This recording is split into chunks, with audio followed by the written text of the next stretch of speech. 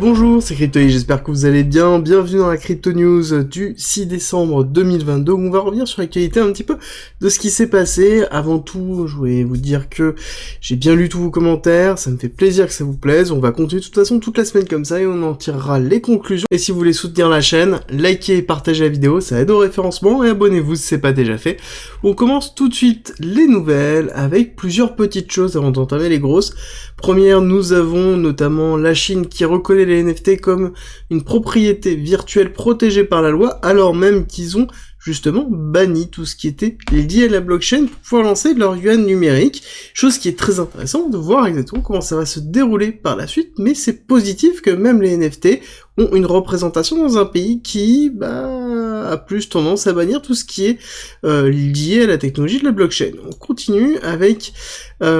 toujours cette chasse qui avait commencé autour justement d'une photo qui avait été la photo de Caroline Ellinson, donc pour rappel, ancien CEO de Alameda qui fait partie du crash de FTX et qui a été notamment vu à Soho Manhattan hier, et a priori il semblerait que ce soit lié au fait qu'il a essayé de passer un deal avec les autorités contre justement ça reste que des hypothèses, mais c'est plutôt ce qui est en train de tourner actuellement au niveau des infos sur Twitter. Ensuite, nous avons le géant asiatique Alibaba Cloud qui propose la possibilité de créer des nœuds Avalanche très rapidement et simplement. Pour rappel, nous avons eu il y a pas si longtemps que ça Google qui nous avait donné la même annonce pour les nœuds Ethereum. Étrange que ce soit que Avalanche sur Alibaba, mais je pense que ce n'est que le début. Ensuite, dans toujours les petites nouvelles, nous avons la Russie qui est, la tête du congrès de la Russie qui explique et qui nous dit que le Bitcoin et tous les cryptos assets vont être certainement légaux l'année prochaine. À voir comment ça va se passer. Autre petite information intéressante, Tesla, en l'occurrence, est en train de diminuer l'impact qu'il va avoir sur le marché chinois. A priori, les estimations qu'il y avait eu étaient déjà trop élevées, et donc ça va cut grandement, à voir comment ça va se dérouler sur l'action en elle-même de Tesla. On continue avec la difficulté du mining qui diminue, on est à 7,2% de baisse, qui est colossal. On va reprendre ici, alors on va essayer de prendre les 3 derniers mois, et on voit que on la voit pas bien la chute, mais on est dans une petite chute qui est en train d'être effectuée, ce qui est plutôt cohérent par rapport à ce qu'on est en train de voir, c'est-à-dire la cassure de FTX. Derrière, on a des personnes qui ont unplug logiquement, alors les machines qui étaient moins profitables ou les deals qui étaient les moins profitables, mais ce qui est logique, on va attendre voir la prochaine update, voir si on a une restabilisation, donc c'est-à-dire quelque chose sur lequel on a justement un rachat de ces machines pour des deals plus profitables, ou si on est sur quelque chose qui va être dans une tendance baissière, ce qui serait en même temps logique, vu l'état de ce qui est en train d'être de se passer au niveau des cours. Ensuite, nous avons Compound qui augmente son offre de WETH. Compound, le comp, je vous en ai parlé notamment dans la vidéo de dimanche, et je voulais un petit peu revenir dessus. Pour plusieurs choses, c'est que Compound, il faut comprendre que là, la démarche qu'ils sont en train d'avoir, c'est principalement lié à AAV. Je vous rappelle que notamment AAV a eu une attaque, on peut appeler ça un hack qui n'est pas forcément un hack, c'est-à-dire c'est une tentative de manipulation du marché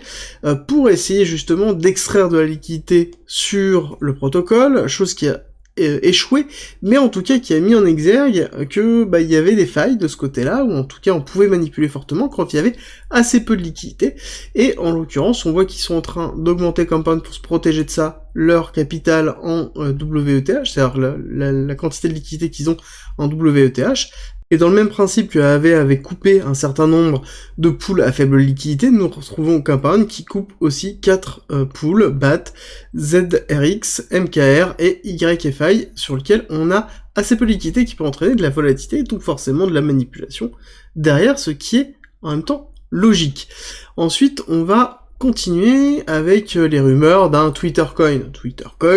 donc sur lequel on sait déjà que notre ami Elon Musk a une volonté de commercialisation de Twitter à travers notamment la mise en place d'une crypto et l'acceptation de la crypto. Alors, les Dogecoiners étaient à fond en disant que c'était le Doge. Bon, a priori, ça va peut-être pas être le cas, à savoir que cette personne-là est un développeur sur Twitter, son compte a été totalement banni, en tout cas détruit, supprimé, et tout ce qui a été posté aussi, et il y a des éléments qui sont importants, avec notamment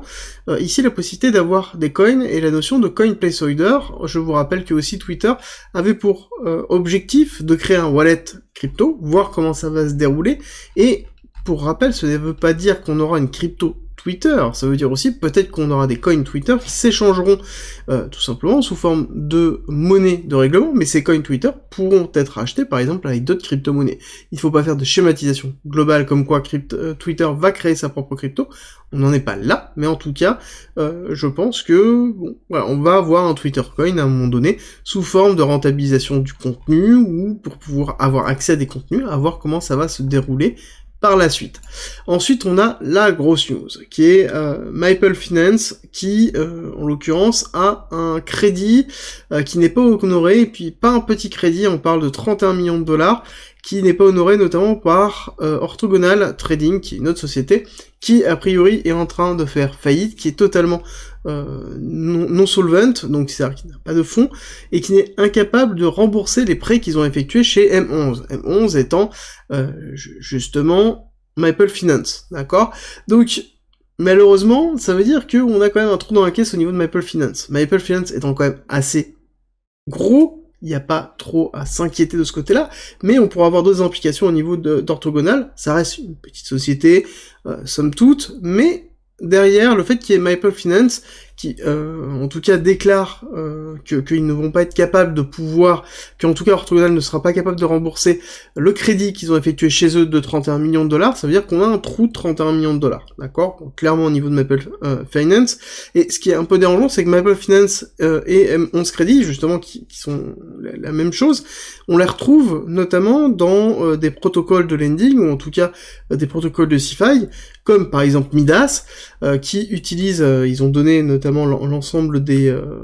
wallets qu'ils ont une partie qui est sur M11, qui est somme toute assez faible, mais qui est la grosse partie qui est en stablecoin, d'accord? Généralement, ils prêtent des stablecoins à Maple et M11 qui prêtent à d'autres sociétés qui, derrière, ont un rendement, d'accord? Donc là-dessus, est-ce que la pool dans laquelle se trouvait Orthogonal est impactée? Est-ce que c'est celle de Midas? C'est une des raisons pour lesquelles, notamment sur le Discord et Twitter, j'ai donné l'information comme quoi, pour l'instant, je retirais mes fonds de Midas en attendant de voir ce qui se passe, parce que d'habitude, sur Midas, j'ai énormément d'informations, ils communiquent énormément, et là, il n'y a pas eu de communication sur ça, alors qu'on sait qu'ils ont une exposition dessus, grâce notamment aux Proof of Reserve, Proof of Liquidity, qui ont été donnés, et sur lesquels on sait qu'ils ont déjà des pools dessus. Est-ce qu'ils avaient déjà retiré en amont, ou pas? Le fait qu'ils aient pas fait de communication,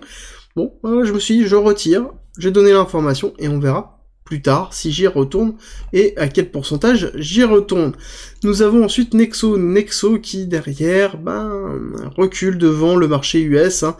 Ils ne proposeront plus leur Earn Product au niveau des US, parce que tout simplement la législation est trop compliquée pour eux, et les coûts de normalisation semblent être trop importants pour eux, pour pouvoir avancer sur ce marché-là. Alors la rhétorique qui est utilisée actuellement par Nexo autour de ça, c'est qu'il y a une véritable volonté du marché US à empêcher tous les produits liés justement à Nexo, ou en tout cas sur la notion de earning, avec notamment la chute de FTX. Il y a toute une série de tweets qui est liée là-dessus.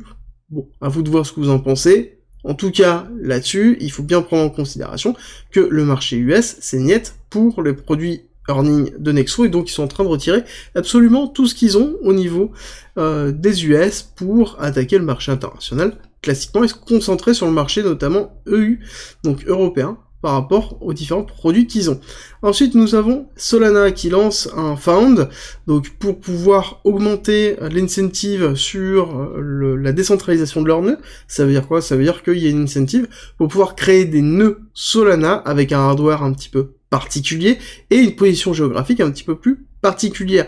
L'objectif est clairement de renforcer la décentralisation et justement éclater la centralisation actuelle que l'on peut voir, la concentration plutôt actuelle des nœuds Solana et de pouvoir justement avoir une décentralisation, ce qui est plutôt positif pour les mineurs du coup de Solana. Ensuite nous avons une autre news qui est intéressante sur lequel le métaverse continue à lever des fonds, surtout en Corée, vous imaginez bien, avec une levée de fonds de 83 millions de dollars pour Daesung, qui est globalement quelque chose qui permet de promouvoir le métaverse et de monter en fait tout simplement, de scale up toutes sociétés qui seront liées au métaverse pour la suite. Et dernière information, qui est une information qui est plutôt macro, que je vais reprendre dans la prochaine vidéo, qui est le PMI. Et le PMI, du coup, on a eu le PMI non manufacturé qui a été donné hier, qui est de 56,5, alors qu'il était prévu à 53, pardon, excusez-moi, 53,3. Donc ça veut dire qu'on a une surperformance. Pour rappel, je vous ai fait un thread sur le PMI, pour bien comprendre ce qu'est le PMI. Quand on est au-dessus de 50, c'est positif pour l'économie, mais c'est un peu la dynamique actuelle du narratif. Pour le marché financier, c'est négatif, parce que ça veut dire que l'économie se porte bien, et si l'économie se porte bien, ça veut dire que la Fed peut continuer à augmenter ses taux pour écraser du coup l'inflation, et donc ça veut dire aussi que le marché financier va souffrir, et tant que le marché financier va souffrir, bon, à chaque fois qu'on aura des bonnes nouvelles pour l'économie, on se retrouvera sur une mauvaise nouvelle pour le marché financier, et ça s'est fait sentir. Si vous voulez savoir la suite, regardez la vidéo suivante dans laquelle je fais l'analyse technique. Et je vous rappelle que le Discord est en commentaire et en description, c'est gratuit, et c'est un lieu d'échange et d'informations sur la crypto-monnaie, la blockchain, le trading et l'investissement. Et pour ceux qui veulent soutenir la chaîne, le Discord, on a mis en place un premium avec plein d'informations, plus de 100 vidéos et 300 pages de formation structurées autour d'un parcours pédagogique. Vous y retrouverez aussi plein d'autres choses comme des stratégies de trading, des stratégies d'investissement, des analyses qu'on effectue, des briefs quotidiens que je fais sur le marché et plein d'autres choses, et une petite vidéo en haut à droite pour les curieux, et je vous dis à très vite.